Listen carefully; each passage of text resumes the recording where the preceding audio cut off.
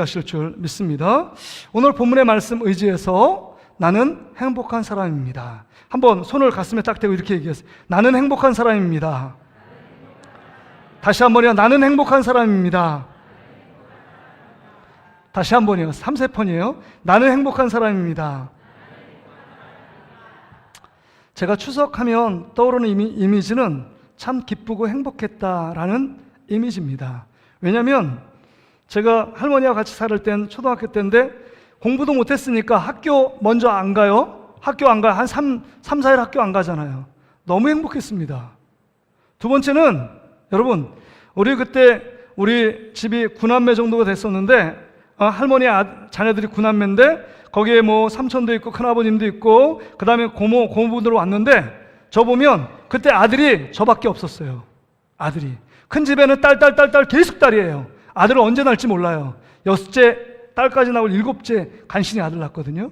그래서 제가 우리 누님도 있지만 둘째가 나니까 우리 할머님이 그냥 너무 사랑해 주셨어요. 그러니까 너무 사랑하니까 할머니한테 더 사랑받으려고 그 우리 고모부님들이 저한테 용돈을 줬습니다. 그러니까 얼마나 좋아요. 용돈. 독차지하고 용돈 받고. 그 다음에 뭐예요? 전도 부치고 맛있는 음식 하면요. 그 할머님들이 편애했어요. 야, 여자 손주는 저리 가. 자, 우리 아들, 자, 현순아 와서 맛있는 음식 먹어. 막 이랬어요. 그래서 우리 큰어머님이 열받아가지고 아들 낳을 때까지 낳겠다. 그래서 7번째 아들 낳은 거예요. 이거 진짜입니다. 큰어머님이 열받았대요. 너무 이 손자하고 손녀하고 너무 차별을 두니까 내가 아들을 꼭 낳고 말리라.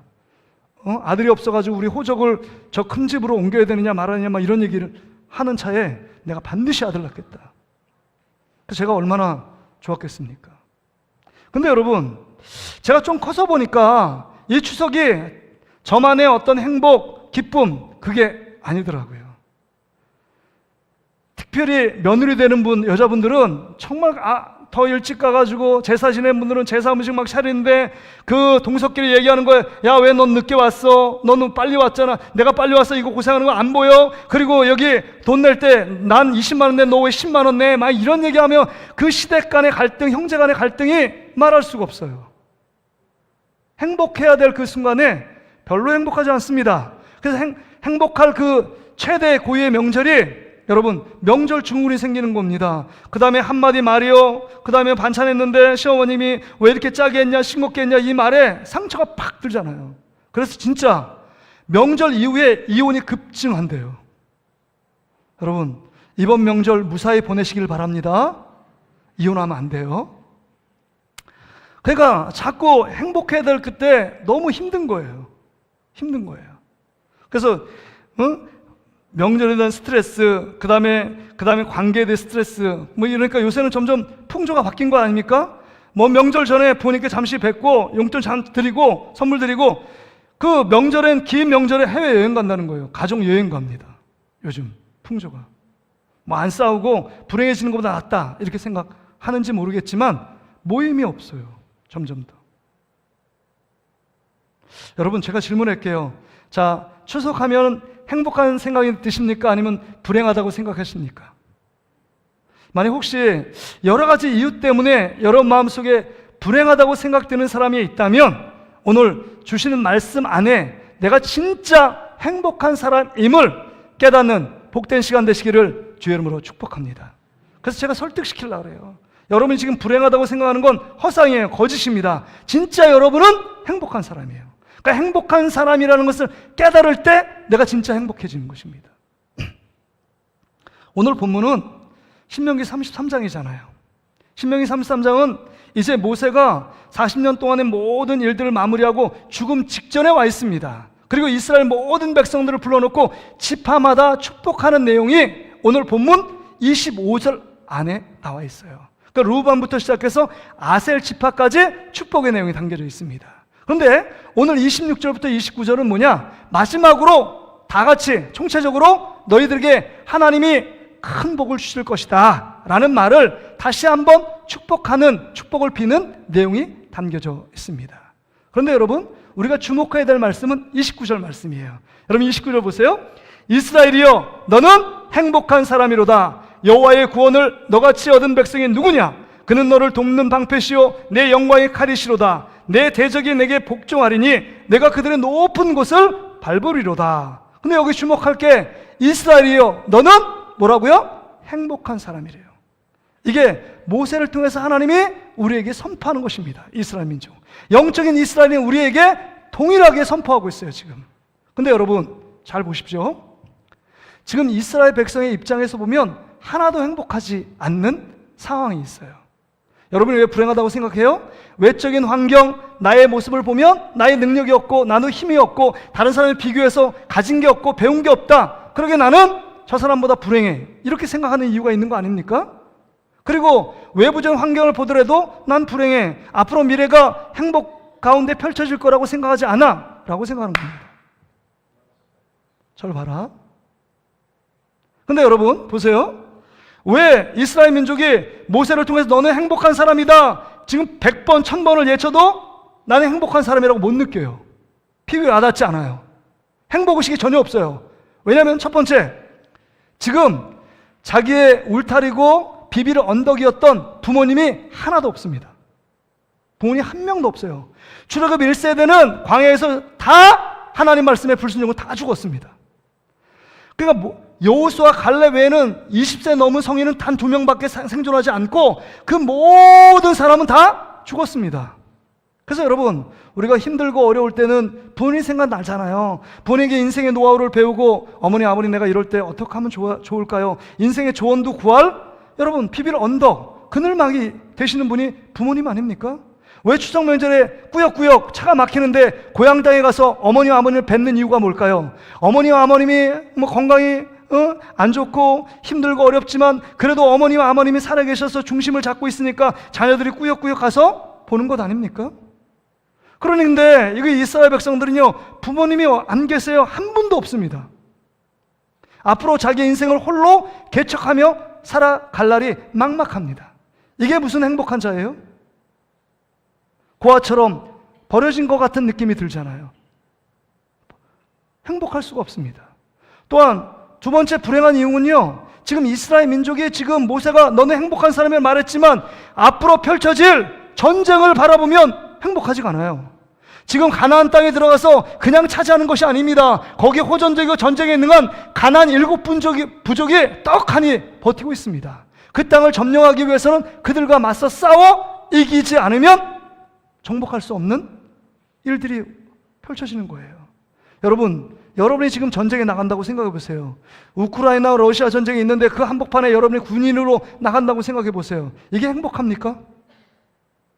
간혹 내가 정말 의롭게 나가는 사람도 있더라고요. 근데 징집되지 않으려고 러시아 사람도 막 외국으로 보잖아요. 매스컴에 탈출해서 나 군대에 징집되지 않기 위해서, 군대에 끌려가지 않기 위해서 몸부림치는 거 보잖아요. 지금 앞으로 펼쳐질 전쟁의 엄청난 스트레스, 엄청난 불안, 두려움이 지금 앞에 있는 이스라엘 백성 앞에 놓여 있습니다. 이게 무슨 행복한 사람이에요? 마지막 세 번째 한번 생각해 볼까요? 행복이라는 건 근심 걱정이 없는 평안한 상태의 감정, 이게 행복이거든요. 근데 지금 가나안 땅에 들어간 것도 아니에요. 가나안에 머물 수 있는 마을과 집이 있는 것도 아닙니다. 계속 마실 수 있는 우물이 확보된 것도 아니에요. 하나 손에 잡히는 것이 아무것도 없습니다. 그리고 불확실한 미래가 펼쳐질 거에 대해서 정말 행복한 감정, 기대감이 아니라 불안, 초조, 두려움, 염려로 가득 차 있는 이스라엘 백성의 모습, 이게 지금 이스라엘 백성의 현실에 둘러싸인 어마어마한 장벽이었습니다.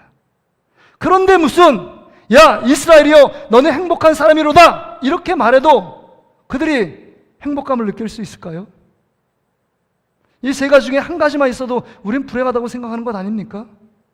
여러분 같으면 이스라엘 백성이 지금 여러분의 모습이라면 여러분은 행복하다고 느낄 수 있을까요? 난 진짜 행복의식이 충만해, 나는 정말 행복한 사람이야, 이렇게 말할 수 있을까요? 그렇다면 왜 하나님이 지금 이스라엘 백성들에게 이렇게 행복한 사람이라고 말하고 있는 이유가 뭘까요? 그 환경을 몰라서요? 처해진 이스라엘 백성들의 상황을 몰라서요? 앞으로 전쟁이 있고 앞으로 손에 잡히지 않는 많은 불안한 요소, 불확실한 일들이 벌어지는 이 현실적인 상황을 모르기 때문에 하나님 모세를 통해서 너는 행복한 사람이다 라고 선포하고 있을까요? 아닙니다. 하나님이 지금 앞으로 가나안 땅에 들어가서 환경이 좋아지면 너는 행복한 사람이 될 거야, 미래적인 축복도 아닙니다. 지금 뭐라고 하나님 말씀하시느냐?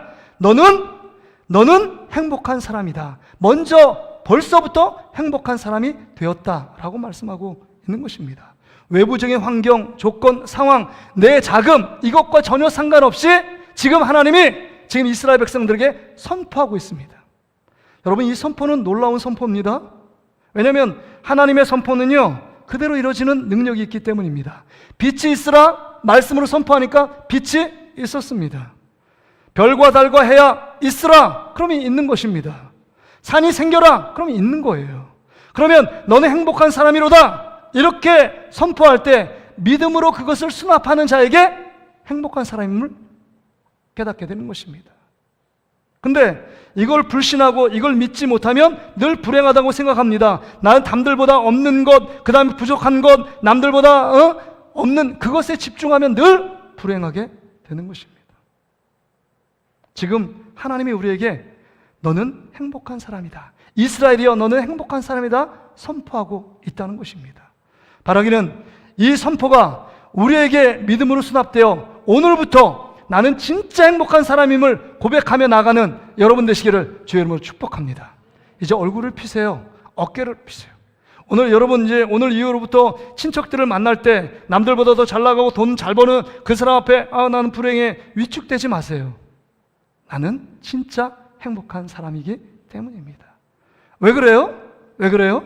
오늘 본문에 보니까 여러분 지금 하나님이 위축되어 있고 불행한 우리에게 말하고 있습니다. 내가 진짜 행복한 이유를 세 가지를 들고 있어요. 첫째요, 보세요. 26절 29절에 보니까 하나님이 베푸신 큰 은혜로 구원 얻은 백성이기 때문에 너는 행복한 사람이라고 말합니다.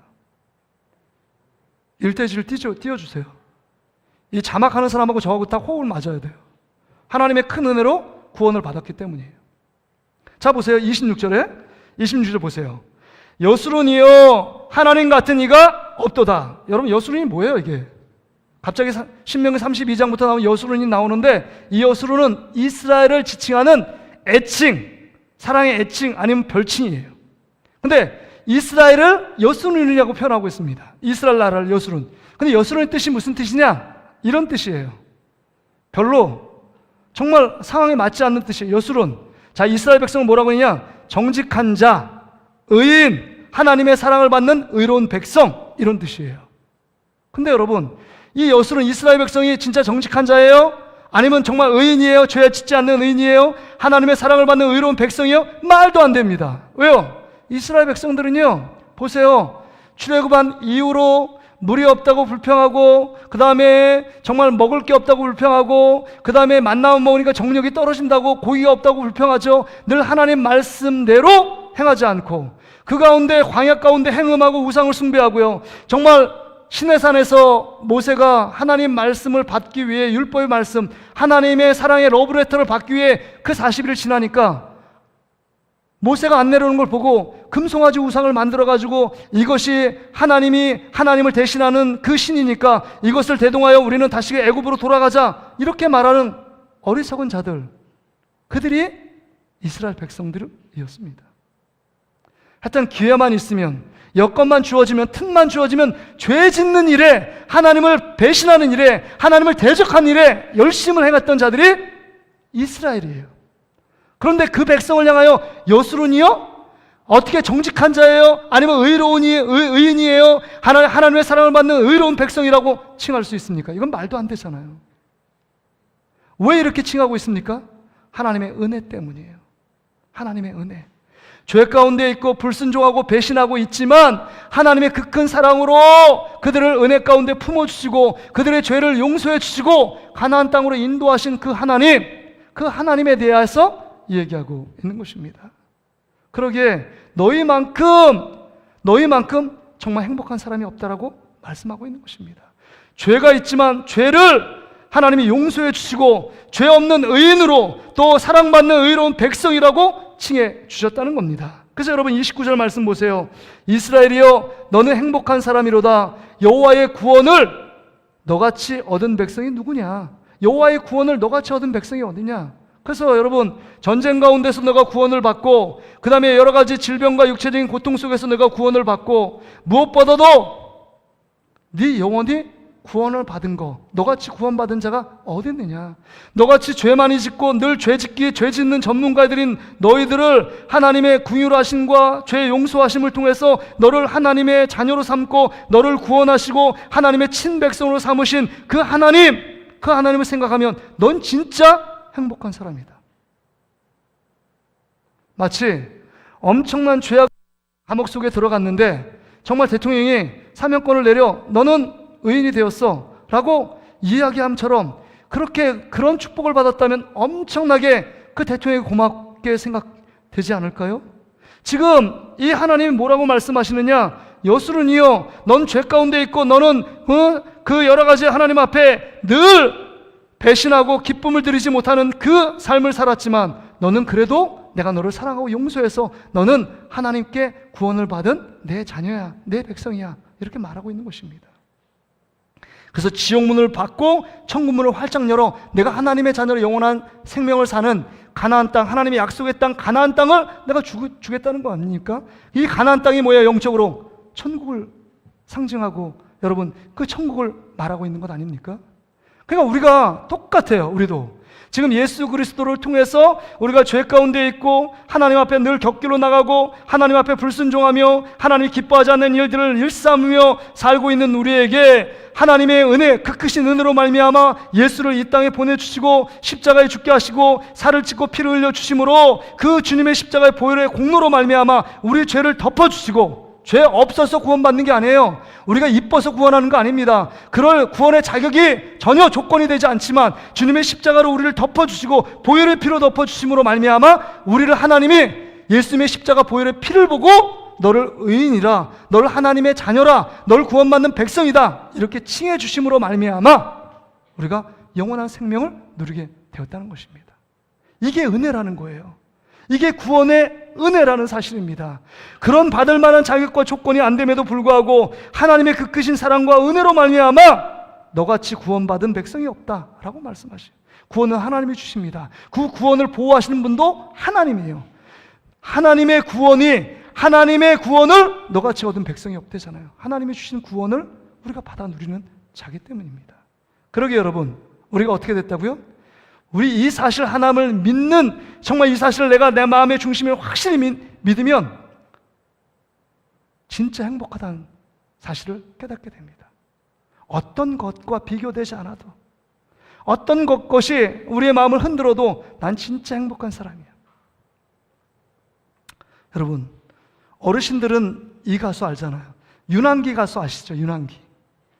1943년생이시더라고요. 지금 보니까 한국 나이로 82세예요. 윤한기. 지금 목사님 되셨는데요.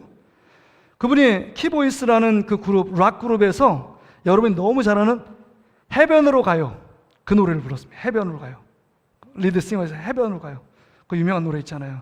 그 여름 휴가 때 계속 나오고 다른 가수들이 엄청나게 리메이크 시켜가지고 했던 해변으로 가요. 그래서 엄청나게 전성기를 구가하는 70년대 덜컥 이 윤한기 가수가 치명적인 폐결핵 말기 선고를 받았습니다. 그 의사가 뭐라 했냐면 당신은 1년밖에 살 수 없습니다. 1년 안에 잘못하면 죽습니다. 이런 얘기를 하는 거예요. 그래서 아내와 함께 교회 가서 금식 기도를 했대요. 그 전성기 때. 하나님 앞에 과로로 쓰러졌는데 병원에 입원하니까 폐결핵 말기라는 거예요. 그래서 하나님 앞에 금식하며 기도합니다. 그리고 소원을 했대요. 하나님, 내가 정말 하나님께 이 불치병 내가 고쳐주시면 앞으로 내 몸, 내 건강, 내 노래를 갖고 하나님을 찬양하는 자로, 또한 하나님께 영광 돌리는 자로 제가 주님께 드리겠습니다. 이렇게 소원을 했대요. 그리고 나서 극적으로 하나님께서 이 윤한기 가수를 하나님이 치유하시고 고쳐주셨어요. 그리고 나서 제일 먼저 작곡해서 부른 노래가 여러분이라는 노래예요. 여러분. 윤복희 그 동생과 같이 서울국제가요제에서 대상을 받은 곡이 여러분이에요. 그 여러분이 요새는 여러분이 윤한규가 부른 노래보다는 임재범이 부른 노래로 나는 가수다에 더 유명해졌고, 그 다음에 요새 현대적인 에일리라는 가수가 불러가지고요 불후의 명곡에서 너무 뜬 거예요. 너무 뜬 거예요. 외롭고 고독할 날은 뭐 여러 가지 그 가사 내용이 나오잖아요. 근데 그 가사 내용 속에 영어 가사는 진짜 복음성가보다 더 복음성가예요. 하나님이 우리를 구원하셨고, 내가 힘들고 어려울 때 내가 너와 함께 있었고, 내가 시작부터 끝까지 내가 너와 함께 있었다. 내가 너를 구원하기 위해서 내가 이 땅에 왔다. 이 얘기가 그 여러분이라는 영어 가사에 써 있어요. 그리고 계속적으로 영어에 he said, 그가 말했다. 그 예수 그리스도가 우리에게 말했다는 거예요. 내가 너와 함께 있을 거라고. 네가 고난과 외로움 중에도 내가 너를 붙들고 있다고. 그게 여러분이라는 곡이거든요. 이 곡으로 여러분 대상을 수상합니다. 그리고 정말 예수 그리스도를 믿음으로 말미암아 내 안에 있는 질병들을 치료받았고, 하나님께서 주시는 그 기쁨, 새 생명의 기쁨, 그 은혜의 구원의 감격의 기쁨을 노래 한 곡씩, 여러분 80년대 무슨 노래냐면 나는 행복합니다. 제가 이 곡을 찾다가 제가 하는 거예요. 내가 노래를 잘하면 제가 불러드릴 텐데, 라이브로 불러드릴 텐데, 나는 행복합니다. 나는 행복합니다. 나는 행복합니다. 정말 정말 행복합니다. 이게 곡이에요. 요새는 빙그레 이글스가 아니라 하나 이글스죠. 하나 이글스에 여러분 8회 9회만 되면 점수차가 딱 나고, 여러분 나는 행복합니다. 이 곡을 패러디해서 뭐 이글스에서 행복합니다. 하나에서 행복합니다. 이 곡이거든요. 근데 이 곡이 이런 가사예요. 잘 보세요. 나는 행복합니다. 나는 행복합니다. 나는 행복합니다. 정말 정말 행복합니다. 기다리던 오늘 그날이 왔어요. 즐거운 날이에요. 움츠렸던 어깨, 답답한 가슴 활짝 펴봐요. 가벼운 옷차림에 다정한 벗들과 즐거운 마음으로 들과 산을 뛰며 노래를 불러요. 우리 모두 다 함께 나는 행복합니다. 나는 행복합니다. 나는 행복합니다. 정말 정말 행복합니다. 진달래꽃 피는 봄이 지나면 여름이 돌아와요. 쏟아지는 태양, 젊음이 있는 곳 우리들의 여름이죠. 강에도 산에도 넓은 바다에도 우리들의 꿈이 있어요. 그곳으로 가요. 노래를 불러요. 우리 모두 다 함께 나는 행복합니다. 행복하다는 말을 20번이나 반복합니다. 그게 뭐냐면 하나님이 주신 자연, 이 정말 하나님이 주신 그 구원의 은혜의 감격을 누리니까 모든 세계가 다 행복하게 보이는 거예요. 주님이 나를 구원해 주셔서 영원한 생명을 주시고 믿음을 주셨고, 하나님의 자녀, 죄 가운데 있는 나를 지옥의 권세를 막으시고, 그 다음에 정말 사망의 권세를 이기시고, 그 다음에 사단의 권세를 막으시고, 진짜 영원한 기쁨을 주신 그 행복자로 만들어주신 그 하나님을 생각하니까 모든 만물에 행복이 넘치는 것입니다. 이게 윤한기 이제 90년대 돼서 목사로 안수받고 목회일을 한 거 아닙니까? 하나님이 나를 행복자로 만들어 주셨다는 겁니다. 여러분, 그런데 우리의 문제는 뭔지 아세요? 교리로 알아요. 내가 예수 그리스도를 믿음으로 알며 하나님의 자녀가 되었다, 구원을 얻고 영생을 얻는다, 죽으면 천국 간다. 교리로 알고 있어요. 교리로 알고 있으니까 그것이 내 삶에 부딪히는 행복이 전혀 안 돼요. 진짜 그게 행복으로 안 돼요. 진짜 그것을 믿으면 내 안에 진짜 어떤 사망의 위기가 내 안에 찾아와도 행복이 있어요. 난 죽어도 영원한 생명을 누려. 근데 이걸 교리로 하니까 전혀 행복하다고 행복감을 느끼지 못해요. 행복의식이 없어요.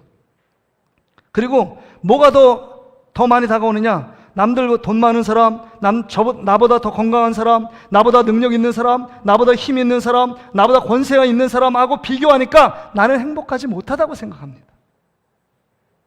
근본적으로 나는 행복한 사람인데요. 자격과 조건이 안 되는 우리에게 하나님의 넘치는 은혜와 사랑 때문에 구원을 얻은, 이렇게 이스라엘 백성처럼 구원 얻은 백성이 없음에도 불구하고 우리는 불행하다. 난 불행해. 나는 기쁨이 없어. 나는 앞으로 살아봐도 별 볼 일 없을 거야. 이렇게 생각합니다. 여러분, 마음을 바꾸시길 바랍니다. 하나님을 실망시키지 마세요. 예수 그리스도를 실망시키지 마세요. 여러분을 구원해서 영원한 생명을 주시고 하나님의 자녀 백성 삼기 위해서 자기의 생명을 십자가에 내어놓은 이 예수님의 희생과 사랑이 있는데 여러분이 왜 불행하십니까? 여러분은 행복한 사람인 줄 믿으시기를 주의 이름으로 축복합니다. 자, 옆 사람하고 얘기하세요. 자, 도연아, 하은아, 날 똑바로 봐야 돼. 얘들 학교 시간에 그렇게 막 떠들지 않잖아. 자, 생각해서 손을 잡고 자 하고, 나는 행복한 사람입니다. 나는 진짜 행복한 사람입니다. 여러분, 지금 말 보니까 별로 행복하지가 않아요. 시키니까 내가 행복하지도 않는데 목사님 왜 시킵니까?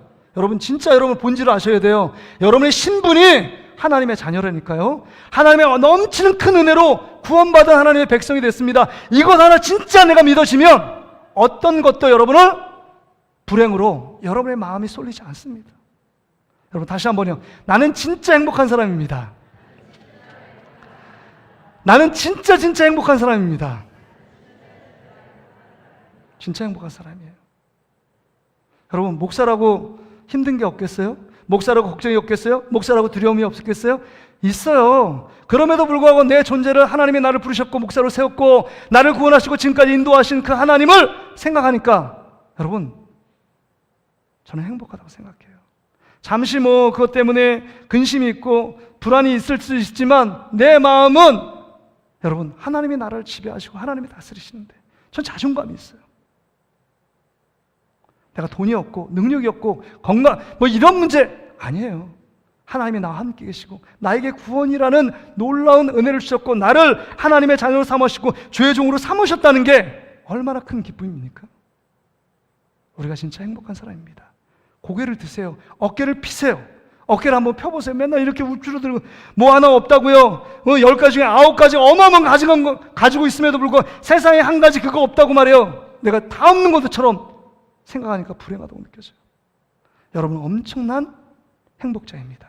지금 하나님 뭐라고 말해요? 너는 행복한 사람이로다. 이게 지금 모세의 말이 아니라 하나님이 이스라엘 백성에게 선포하는 말씀인 줄 믿습니다.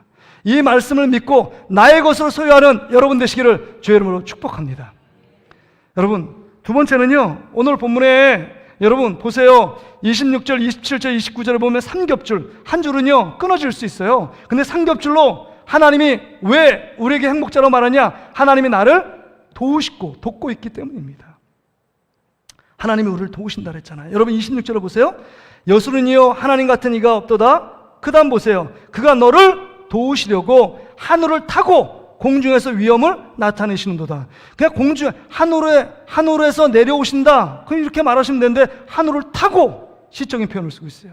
이게 뭐냐? 우리 안에 위경에 빠지고 공경에 빠지고 어려움에 빠진 자를 적극적으로 도와주시기 위해서 하늘을 타고 라는 말은 하늘에서 달려오신다 이런 뜻이에요. 여러분, 하나님이 하늘에서 여러분을 돕기 위해 달려오신대요.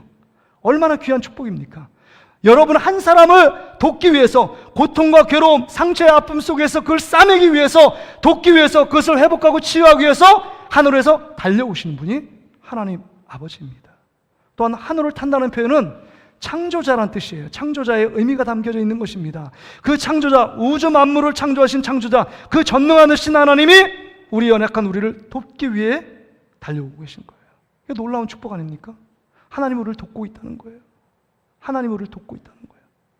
또 뿐만 아니라 여러분 보세요. 지금 27절에 보세요. 영원하신 하나님이 내 처소가 되시니, 처소가 된다는 건 내 처소, 하나님이 나의 피난처가 된다는 거예요. 하나님의 피난처 앞에 누가 그 피난처를 침입하고 엉망으로 만들 사람이 누가 있겠습니까? 하나님의 피난처 안에 우리가 그 안에 안식을 누리는데요. 뿐만 아니라 그의 영원하신 팔이 내 아래에 있도다. 그 영원하신 팔이 뭐예요? 그 오른손의 팔입니다. 능력의 팔로 우리를 보호하시고 지키신다는 거예요. 아까 우리 이수연 집사님이 강나이를 잘 안고 있으니까 새근새근 잠을 자더라고요. 이게 하나님의 그 능력의 팔로 우리를 아이처럼 아이된 우리들을 보호하고 지키게 있다는 거예요. 외부적인 그 고통, 외부의 모든 위험을 막고 내가 너를 보호해 줄게, 이런 말씀 아닙니까?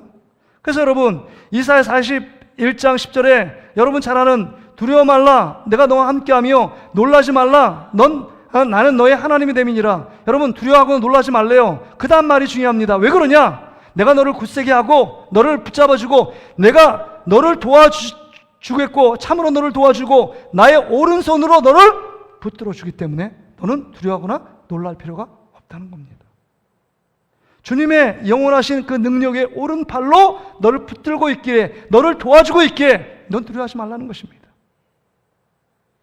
그래서 여러분, 찬송가 405장의 찬송을 보세요. 주의 친절한 팔에 안기세, 우리 마음이 평안하리니 항상 기쁘고 복이 되겠네. 영원하신 팔에 안기세. 후렴에 이렇게 써 있어요. 주의 팔에, 그 크신 팔에 안기세. 주의 팔에, 영원하신 팔에 안기세.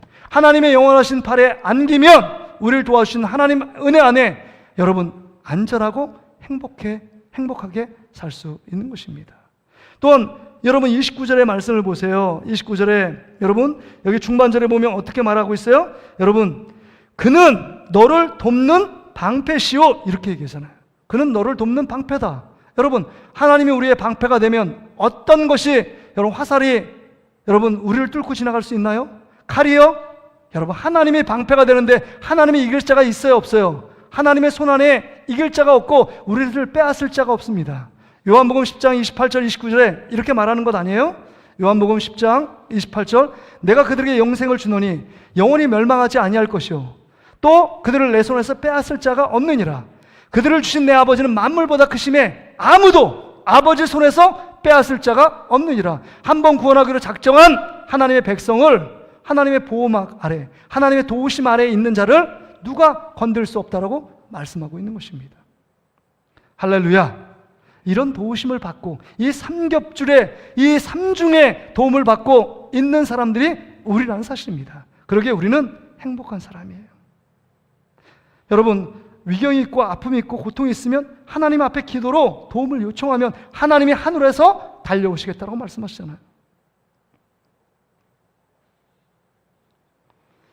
제가 요즘 유튜브 보니까 새롭게 하소서의 간증을 봤는데 제가 아는 자매가 나와요. 그래서 제가 이렇게 좀 유심히 봤거든요. 근데 이 자매는 어떤 자매냐면 대학을 붙었어요. 대학을 붙었는데 대학을 붙고 나서 여러 이유 때문에 여수의 친척네 방문했습니다. 기쁘기도 하고 좀 쉬기 위해서 방문하다가 올라오는 길에 기차에서 영등포로 올라오는데 주일을 예배를 드리기 위해서 그 밤이 되었고 그때 눈이 많이 내렸대요. 그러니까 이 아빠가 대학 합격했다고 빨간 구두를 사가지고 신고 왔는데 그때 눈이 오니까 그 예전에 무궁화호 같은 거 있잖아요. 그 발이 쫙 미끄러져서 이 플랫폼 옆에 있는 그 보도블록하고 여러분 기차하고 그 중간에 끼어가지고 가고 있는 주차 모르게 달려간 거예요. 근데 옆에 있는 깃발 든 그 승무원 있잖아요. 그러니까 막 멈추라고. 근데 이 기차가 출발했으니까 80m를 달려간 거야. 그 20살 된 이 딸이 완전히 달 두 쪽 다 잃고 두개골 깨지고 막 그래서 척추 막 나가고 완전히 만시창이 돼서 거기서 그냥 죽었다라고 생각했대요. 근데 병원으로 이송해서 두 다리를 자르고 이 아버님이 목사님이셨거든요. 이 딸의 아버님이 두 다리를 살리려니까 두 다리를 잘라야 되는데 두 다리 잘랐어요. 의족할 수 두 다리 자르고 그다음 머리 두 개로 깨진 거 또 술을 받고 그리고 어떻게 되면 시간이 엄청 지났는데 깨어나서 한마디 했대요. 나 허리가 너무 아프다고. 다리에 없는 건 생각도 못하고 허리 아프다고. 허리가 이 척추가 그때 충격을 받아가지고 척추가 다 깨진 건데 그때 신경이 정말 그때 바로 수술 안 했으면 신경이 거의 한 줄 정도가 살아있는데 그 신경을 어떻게 경희의료원에서 수술해가지고 살려놓은 거예요. 그리고 1년 동안 재활을 하는데 얼마나 고통스러웠냐면 일주일에 단 그 간증이 나와요. 5분을 편히 잠을 못 잤대요. 5분을. 몰핀 마약 같은 주사를 맞고 그냥 막 견디는 거예요. 근데 막 그 고통 가운데 주영훈이 얘기하더라고요. 그 고통 속에서 어떻게 견뎠냐고. 예레미야 29장 11절 말씀이 자기가 들어왔다 붙잡았다고. 하나님의 생각은 재앙이 아니요 평안이요 너희에게 미래와 희망을 주시는 분이다. 이런 말씀. 하나님이 나를 사랑했다면 내게 미래와 희망을 준다면 내 미래는 어디 있는가? 이렇게 만시창이가 됐는데 내 미래가 어디 있을까? 이렇게 고민하며 갈등하는 가운데 하나님을 더욱더 의지하고 하나님을 붙들고 도우시는 그 하나님을 신뢰하며 나간 거예요. 다시금 대학교에 복학을 한 겁니다. 1년. 복학했는데 제가 92학번인데 걔가 91학번이에요. 저보다 나이가 1살이 어린데 주은미라고 지금 사모가 돼 있고 목사 사모가 돼 있고 그 다음에 전도사로 해명교회라는 교회에서 사역하고 있어요. 근데 제가 신입생 오리엔테이션 왔는데, 제가 그때 1학년 때 1학기 과대를 했는데, 이 크러치를 잡고 의족을 끌고 이렇게 막 오는데 너무 행복하게 오는 거예요, 이 자매가. 그래서 야, 넌 뭐가 그렇게 행복하니? 아니, 행복하지 않아요? 근데 그 삶 가운데 쭉 가는데 내가 예수님 믿으니까 행복하잖아요. 장애를 딛고 하나님이 그때그때마다 도우심의 은혜가 있어서 정말 건강한 남편, 9.1학번 같이 생활하던 그 남편 만나서 결혼하고 자식도 낳고 그 다음에 지금까지 이렇게 살게 되고 인도하신 그 하나님의 은혜가 너무 고맙지 않냐고. 근데 여러분, 우리는 사지 멀쩡하고 너무 건강한데 불행하다고 생각하잖아요. 환경이 나쁘면 불행하고, 그 다음에 내가 환경이 좋아지면 좀 그때는 좀 기쁘고, 이건 진정한 행복자들이 아닙니다. 진짜 내 삶에 끊임없이 한순간도 놓지 않으시고 우리를 돕고 도우려고 기다리시는 그 하나님이 우리와 함께 하신다는 사실을 믿으면 우리가 진짜 행복한 사람입니다. 행복한 사람. 그 행복. 주님이 나의 백이시다. 주님이 나의 힘이시다. 주님이 나의 능력이시다. 주님이 나의 구원자이시다. 주님이 나의 모든 것이다 라고 생각하는 사람은 어떤 위험이 와도 별로 흔들리지 않아요. 얼굴 표정이 너무 행복해요. 5층까지 그때는 엘리베이터가 없어서 채플실로 예배 매일마다 이 채플을 드렸는데 그 크러치를 짚고 끙끙끙끙 올라갑니다. 그러면 제가 여기 이 다리가 절단돼서 감각이 없어가지고 여러분 의족하면 거기 의족 나무하고 이 살하고 부딪히니까 자꾸 부딪히니까 마찰이 생겨서 피가 줄줄 흐르고 있는데도 마비가 없으니까 그 감각이 없으니까 행복하다 미소 지으면서 채플실 올라가는 거예요. 예배 드려서 감사하다. 주은미 전도사라고 한번 유튜브 쳐보세요. 새롭게서 나와 있습니다. 하나님의 도우심을 경험하고 그 다음에 하나님 안에서 주님과 동행하는 삶이, 내 외적인 모습은 다른 모든 사람이 볼 때 이건 참 불행하다, 누가나 행복하게 살 수 없다고 생각하지만 주님이 자신을 돕고 있고 주의 말씀이 나를 붙들고 있으니까 행복하다고 생각하는 거죠. 여러분, 이 행복을 여러분 받아 누리는 여러분 되시기를 주의 이름으로 축복합니다.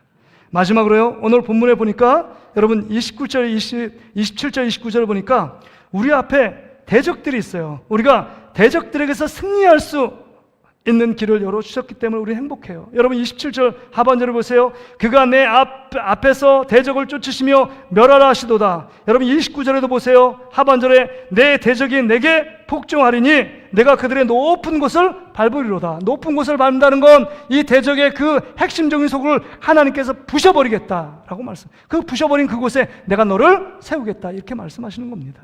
여러분, 우리가 예수 그리스도를 믿을 때 대적이 없는 게 아니잖아요. 사단은요, 우는 사자처럼 삼킬 자를 찾고 있다고 했습니다. 그러니까 여러분이 믿음 생활 잘하는 걸 방해하고 그 다음에 신앙생활 잘하는 그 길에 이탈할 수 있도록 계속적으로 우리를 미혹하고 유혹하고 그 다음에 앞에 나가서 사람을 통해서, 환경을 통해서 여러분을 대적하는 일들을 만듭니다. 그러나 여러분, 그것 때문에 주눅들 일 없어요. 그것 때문에 위축될 일 없어요. 그것 때문에 두려워할 필요 없어요. 왜요? 여기 여러분 보세요. 27절에 보면 그가 내 앞에서 대적을 쫓으신대요.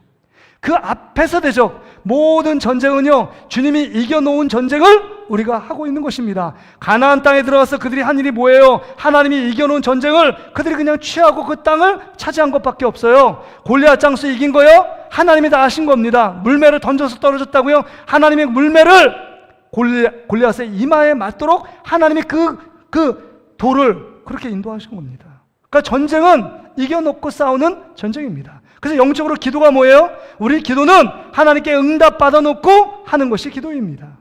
우리의 싸움, 영적인 싸움은 다 이겨놓고 싸우는 전쟁이에요. 여러분, 우리가 월드컵 예선을 하잖아요, 축구를. 그러면 막 하면, 여러분들 축구 좋아하시는 분들은 밤새워서 막 11시에 오만하고 우리나라 했대요. 그러면 그 실시간으로 생방송으로 보면 마음이 조마조마했대요. 그 결론이 저는 안 봤거든요, 요새. 근데 3대1로 이겼대요. 근데 손흥민이 1대1 돼가지고 손흥민이 넣기 전까지는 불안불안하고 정말 전략과 전술이 전혀 없는 것처럼 보이고 그러니까 전혀 이대 비기거나 아니 지는 거 아니야? 이렇게 생각했다는 거예요. 축구 전문 기자가 분석을 그렇게 했어요. 그러니까 생방송으로 보면 불안하고 초조했을 거예요. 우리나라가 또 지면 어떻게 해? 또 비기면 어떻게 돼? 오만이 우리나라보다 FIFA 랭킹이 떨어지는데 반드시 이겨야 되는데 팔레스타인처럼 0대0을 비기면 안 되는데 이렇게 생각했는데 여러분 3대1로 이겼잖아요. 근데 여러분 저같이 만약에 그거 다 알고 있잖아요. 재방송 보면 여러분 불안해요? 초조해요? 안심이 돼요. 당연히 안심이 되죠. 3대1로 이긴 거 알아요. 80분, 90분까지만 엉망진창으로 싸워도 조금 있다 저 한 90분 정도에 손흥민이 골 넣고 한 골 더 넣어서 3대1로 됐을 텐데 뭐 이 생각 들잖아요. 여러분 우리 앞에 있는 모든 전쟁은 재방송이에요. 하나님이 이겨놓고 싸우는 전쟁입니다. 여러분 가슴을 피십시오. 여러분 질 사람이 아니에요. 하나님이 이길 사람이 없습니다. 하나님이 먼저 앞서서 우리를 대신해서 싸운다고 말씀하고 있는 분이 하나님이십니다. 그분이 우리를 돕고 있어요. 그분이 우리를 구원하신 분이십니다. 이것을 기억한다면 우린 불행한 자가 아니에요. 아무것도 없는 하찮은 존재가 아니라는 것입니다. 내가 지금 대학을 붙지 못하고 취업을 못하고 그 다음에 내가 뭐 결혼을 못하고 내가 여러 가지 삶 속에 뭐 준비가 되어 있지 않고 내 능력이 없고 건강이 부족하고 여러 가지 어려움이 있어도 여러분 그 환경과 상관없이 하나님은 여러분을 행복자라고 말씀하고 있는 것입니다. 오늘 이 행복을 소유하고 정말 이제는 정말 우리 추석 명절에 여러분 동기관들을 볼 거 아니에요. 친척들을 볼 거 아니에요. 가슴을 넓게 펴야 되지 않습니까? 내가 행복해야 그들이 매력을 느끼고 아니 언니 왜 이렇게 행복해? 오빠는 왜 이렇게 행복해? 뭐 건강 좀 안 좋다고 얘기했는데 뭐가 그렇게 기분 좋아? 뭐 로또 맞췄어? 아니야. 내가 예수 믿으니까 이렇게 행복하단다. 너도 예수 믿어. 우리 교회 가자. 이렇게 말해야 되지 않을까요? 그냥 예수 안 믿는 사람보다 더 인상 꾸기고 써있고 막 위축되어 있고 불안하고 있고 그래 아유 네 집 힘들지 나 지금 더 힘들어 이런 얘기만 한다면 그들이 무슨 매력을 느끼겠어요? 우리 10월 마지막 주에 우리 여러분 새생명 축제 하잖아요. 근데 그들을 사랑하는 그 형제 자매들 우리 아들 딸들을 예수께로 인도하려면 내가 행복해야만 여러분 영적으로 그들을 이끌 수 있습니다. 이끌려 가는 게 아니라 이끌림을 받도록 내가 행복한 자 당당함이 있어야 돼요. 영적인 자부심과 긍지가 있어야 돼요. 내가 가진 거 없어도 예수님이 나와 함께 계시는데 성령님이 나와 함께 계시고 부활의 주님이 나와 함께 계시고 여러분 우리 하나님이 우리 아버지라고 말씀하는 것 아닙니까? 이런 당당함을 갖고 여러분 나는 행복한 사람인 줄 믿고 믿음 가운데 이 추석 명절을 잘 보낼 수 있기를 주의 이름으로 축복합니다.